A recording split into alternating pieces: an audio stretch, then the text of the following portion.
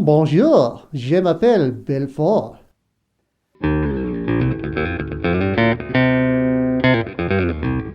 Alright, as you're probably aware, it's actually Riv, and that's all the French I got. And you're probably wondering, what's the story behind this brand new suit?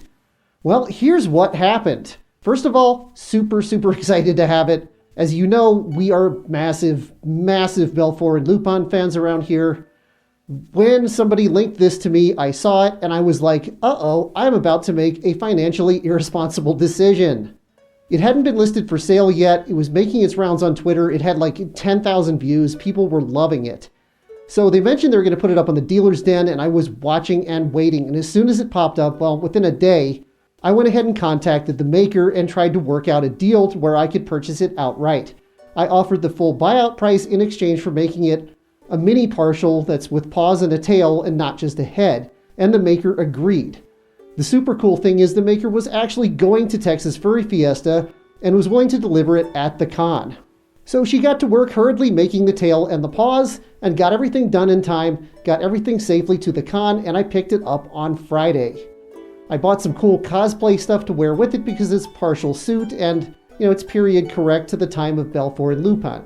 Now, of course, she's not calling them Belfort and Lupin, or Belfort is the only one she's made so far, wisely for copyright reasons, but you kind of know who it is. She is also making Lupin, and you may be asking, are you going to try to get that one too? The answer is no. First of all, I can't afford to. This was a financially irresponsible decision. As I mentioned before, we're going to have some credit card debt going on for a couple months to pay this off.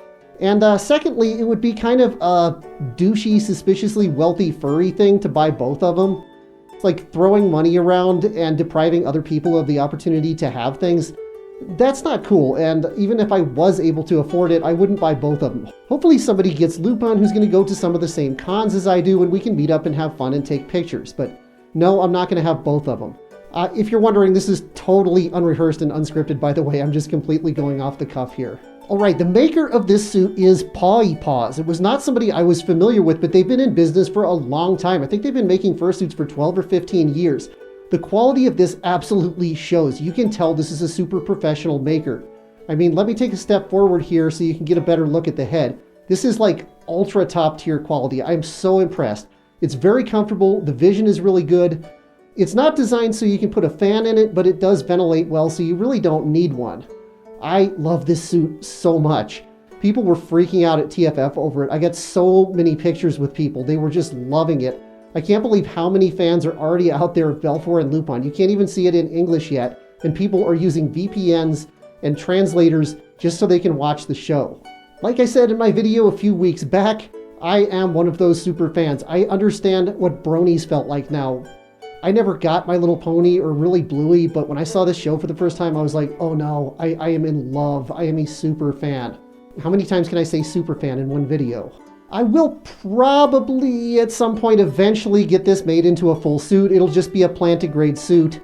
Apparently the fur has been discontinued and it's in short supply, so I need to get that done relatively soon before she runs out of it, assuming she has enough to make the suit body. Now, for now though, it's so fun and so easy to use this suit as a partial. Just because it's kind of from the Renaissance era, the story, the character, and it works to use cosplay stuff. I got this on Amazon. You can't see the whole thing, but it's super fancy, and it was like $60. It was totally cheap. So I'm gonna have a lot of fun with this suit, and I think people are really gonna enjoy hanging out and interacting with it and taking pictures at cons. The next con it's gonna be at will be Anthro Weekend, Utah. Then I'll probably take it to Megaplex, and definitely to ACFI, and maybe to MFF. It's gonna be a tight squeeze getting it to MFF, but I'm gonna try.